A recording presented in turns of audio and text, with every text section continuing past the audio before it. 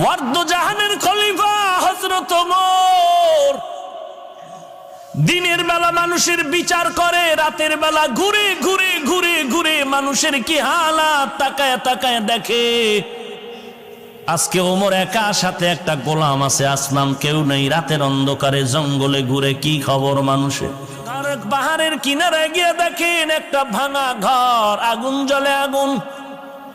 ওমর দূরে দাঁড়ায় তাকায় দেখে একটা বৃদ্ধা মহিলা আগুন পাত্রে আগুন গরম করে পানি, তার আশেপাশে কিছু বাচ্চাগুলো ঘুমাইতেছে মাটিতে পড়িয়ে।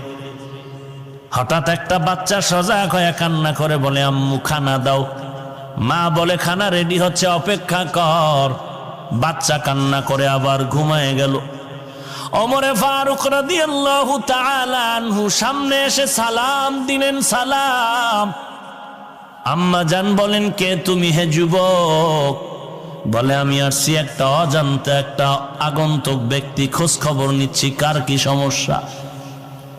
মহিলা জানে না এই ওমর। ওমরও বলে না আমি ওমর।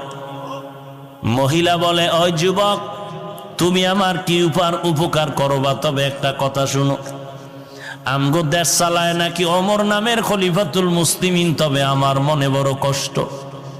দুনিয়াতে পারলে তো পারলাম, না হয় কিয়ামতের ময়দানে ওমরের বিরুদ্ধে আমি আল্লাহর কাছে বিচার দায়ের করব। ওমর পরিচয়টা গোপন রাখিয়া কয়, মা কারণটা কি? বলে, ও যুবক, তুমি জানো না আজকে আমার ঘরের চুলা আগুন জ্বলে, খানা নাই। একদিন আর দুদিন না, আমিও খানা পাই না। বাচ্চাগুলো না খেয়ে খেয়ে ধুকে ধুকে চামড়া পিঠের সাথে লেগে গেছে, মাটিতে পড়ে আছে। ওমর নিজের পরিচয় গোপন রেখে বলে, মা অপেক্ষা করেন, আমি একটু উপকার করতে পারি কিনা দেখি।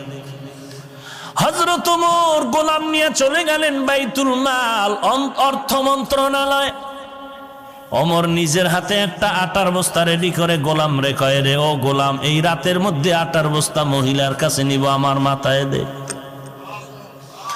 আসলাম ডেকে বলেন, খলিফাতুল মুসলিমিন, আপনাকে দেখলে শয়তান পালায়া যায়। আপনি অর্ধজাহানের খলিফা, আটার বস্তা আপনি নিবেন না? না, আমি গোলামের মাথায় দেন।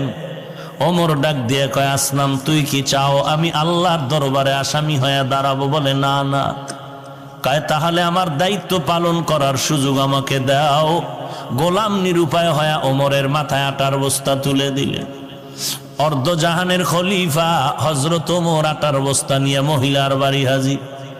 সালাম দিয়া বলেন, আম্মা জান ভেতরে ঢুকেন। মহিলা ভেতরে চলে গেল। ওমর